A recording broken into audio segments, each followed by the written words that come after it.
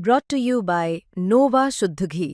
जब जब खाए दिल खुश हो जाए, सदियों का नोवा शुद्ध देसी घी, सपना स्वस्थ भारत का। I love घी।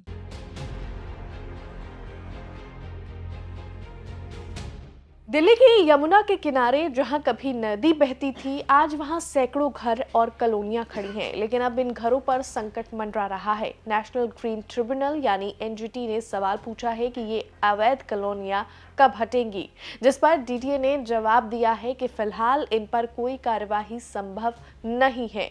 क्या है ये पूरा मामला, बताएंगे आपको इस रिपोर्ट में। नमस्कार, दिल्ली तक देख रहे हैं आप, मैं हूं आपके साथ वैशाली महेश्वरी।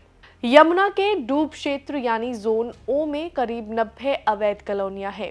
ये इलाका लगभग 22 किलोमीटर लंबा है, जिसमें वजीराबाद से ओखला बैराज तक ये फैला हुआ है। इस इलाके में मयूर विहार, खादर क्षेत्र, न्यू अरुणा नगर, Majnu ka Tila, Usmanpur, Garhimendu, ITO, Kalindi Kunj, monastery market, Kashmiri gate, Yamuna Bazar और यमुना पुस्ता जैसे इलाके शामिल हैं। इन कॉलोनियों में करीब 20 से 25 लाख लोग रह रहे हैं।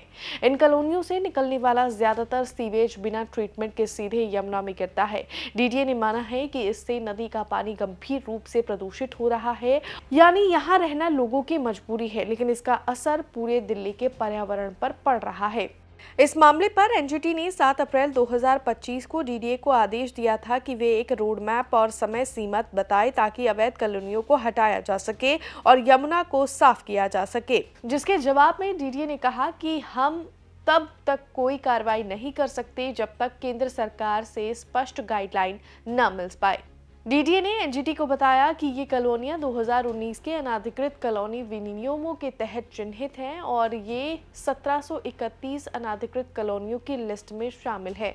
साथ ही national capital territory of Delhi law special provision second act 2011 की धारा 3 के तहत इन कॉलोनियों को 31 दिसंबर 2026 तक कानूनी सुरक्षा मिली हुई है, यानी 2026 से पहले इन्हें तोड़ना कानूनन मुमकिन नहीं है। वहीं इन इलाकों में लाखों परिवार सालों से रह रहे हैं। ज्यादातर लोगों के पास रहने की दूसरी जगह नहीं है और अगर कॉलोनियां टूटती हैं तो सवाल उठता है कि उन्हें कहां बसाया जाएगा।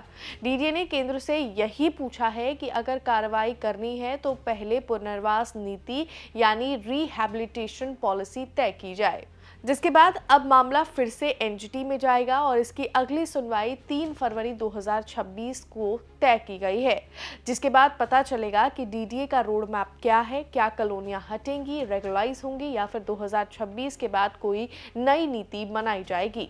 फिलहाल इस रिपोर्ट में बस इतना ही, लेकिन दिल्ली से जुड़ी हुई तमाम खबरों को देखने के लिए आप देखते रहिए दिल्ली तक।